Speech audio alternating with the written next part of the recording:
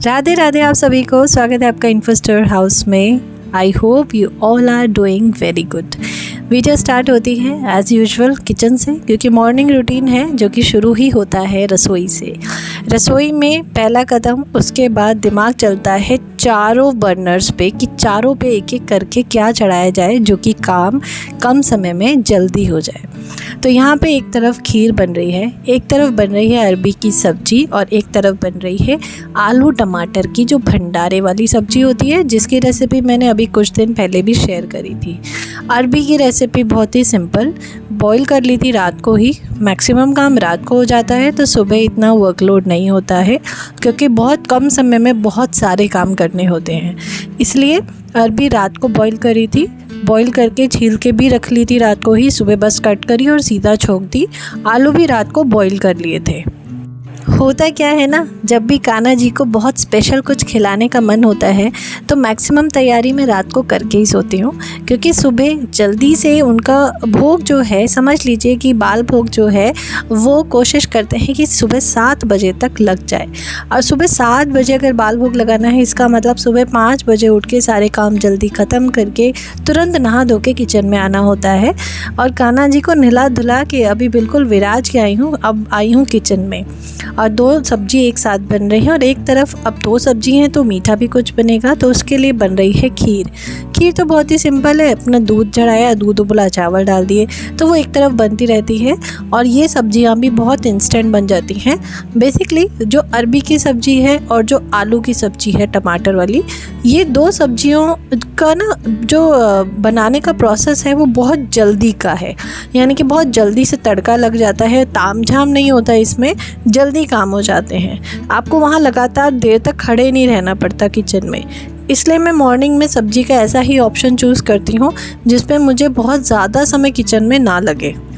सब्जियां ऐसी हों कि एक बार तड़का लगा दिया, उसके बाद जो सब्ज़ी है अब धीरे धीरे बनती रहेगी, मैं बाकी के काम कर लूँगी।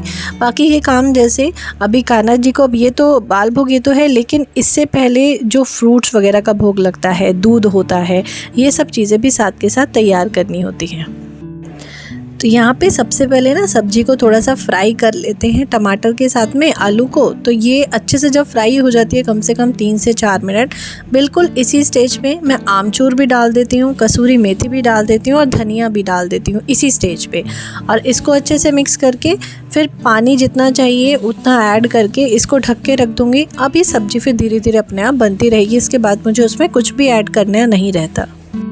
अब खीर भी देख लेते हैं बीच बीच में। खीर को चलाना बहुत ज़रूरी है। थोड़ा सा गाढ़ा करके बनाऊंगी, लेकिन बहुत ज़्यादा गाढ़ा नहीं। वैसे अच्छी खीर बनती है अगर थोड़ा सा मिल्क मेड होता है तो वो ऐड कर देते हैं, उससे थोड़ा और अच्छी बनती है। अब सबसे पहले कान्हा जी के लिए घर में जो भी फ्रूट्स होते हैं, बनाना है या फिर मेलन है, मैंगो है, जो भी फ्रूट अवेलेबल होते हैं, सबको सुबह ऐसे काट के 2 थाली में, क्योंकि 2 तरफ है ना, जैसे नीचे भी मंदिर है और उसके ऊपर भी एक मंदिर, तो दोनों तरफ हम रखते हैं वहाँ पे भोग जो है। अभी ये वहाँ पे रखेंगे और साथ में कान्हा जी के लिए दूध।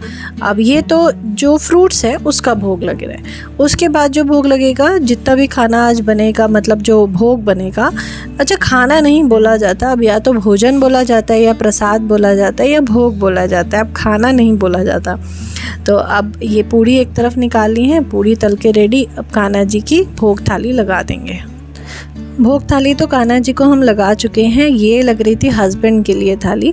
तो इसमें जितनी भी चीज़ें मॉर्निंग में बनी है, खीर है, रायता है, आलू टमाटर की सब्ज़ी है, अरबी है, पूड़ी है, और मैं आपको बता दूं ये सारा कुछ 1 घंटे में बन के सब कुछ रेडी हो जाता है बहुत ही आराम से। तो ये एक ऐसा ऑप्शन भी है कि अगर थोड़ा सा प्रिपरेशन अगर आप पहले करके रख लें और सुबह कोई स्पेशल ओकेज़न हो या कोई स्पेशल दिन होता है कि कुछ पूजा पाठ से रिलेटेड कोई स्पेशल डे होता है जिसमें हमें और भी बहुत सारे काम होते हैं और समय कम होता है, तो उसमें आप ये ऑप्शन चूज़ कर सकते हैं कि बस जल्दी से एक आलू टमाटर की सब्ज़ी बन जाती है तरी वाली, और एक सूखी सब्ज़ी, रायता हो जाता है, खीर हो जाता है, पूड़ी हो जाती है, और एक बहुत ही सात्विक बढ़िया सी थाली आपके घर के भगवान के लिए, आपके घर के मेंबर्स के लिए, सबके लिए तैयार हो जाती है बहुत ही कम समय में।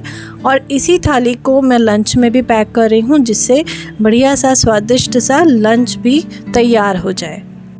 तो हस्बैंड के लिए लंच भी हो चुका है पैक, और इस लंच में आज बहुत जो बढ़िया बढ़िया चीज़ें रखी है ना, तो आज डेफ़िनेटली जब ऑफ़िस में पूरा काम करने के बाद बढ़िया सा लंच ओपन होता है तो उसमें अच्छी अच्छी डिशेस मिले तो किसको अच्छा नहीं लगता।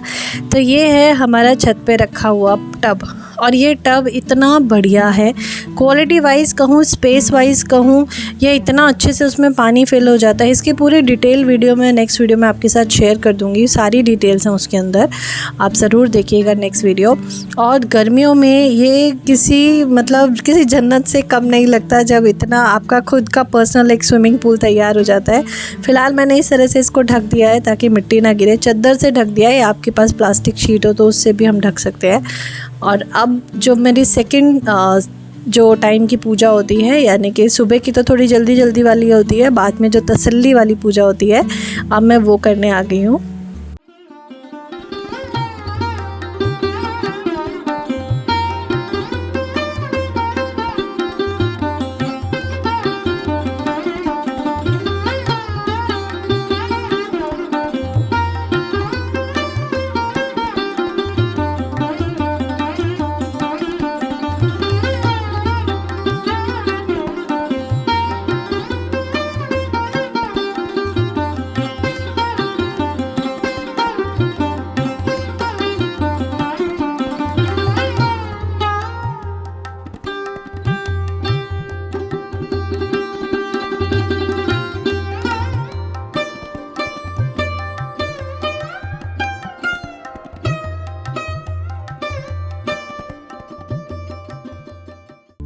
समर वेकेशंस में बच्चों को क्या पढ़ाना है, इसका सबसे बेस्ट आइडिया होता है कि उनके बेसिक्स क्लियर करवाओ।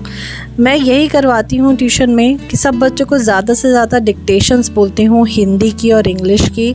मात्राओं का अभ्यास ज़्यादा से ज़्यादा कराती हूँ, क्योंकि हिंदी अगर देखी जाए तो बच्चों की आजकल हिंदी बहुत ज़्यादा वीक हो रही है, तो सबसे ज़्यादा वर्क हिंदी के। और उसके बाद जो बच्चे इंग्लिश में वीक हैं, हिंदी में सही हैं, तो उनके इंग्लिश के डिक्टेशंस पूरी समर वेकेशंस कंटिन्यू रहती है। उसके बाद इवनिंग में मैं आई छत पे, क्योंकि बंदर आ गए थे और हमारे यहाँ नेट लगा हुआ है, उसके बावजूद भी बंदर आ गए थे। फ़िलहाल हम काम कर रहे हैं ग्रीन नेट लगाने का।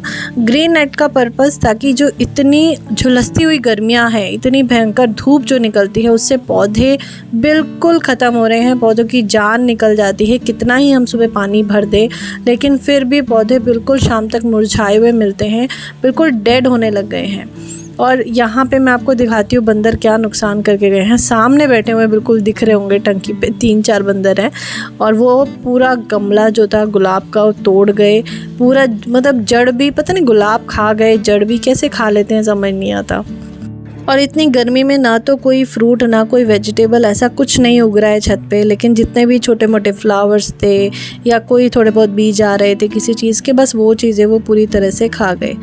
उसके बाद देखिए अब बारी आती है कनिष्क के क्राफ्ट की। कनिष्क के लिए एक छोटा सा क्राफ्ट बनाना था, हालांकि ये उसका स्कूल का प्रोजेक्ट नहीं है, वो उसकी खुशी के लिए मैंने बनाया था।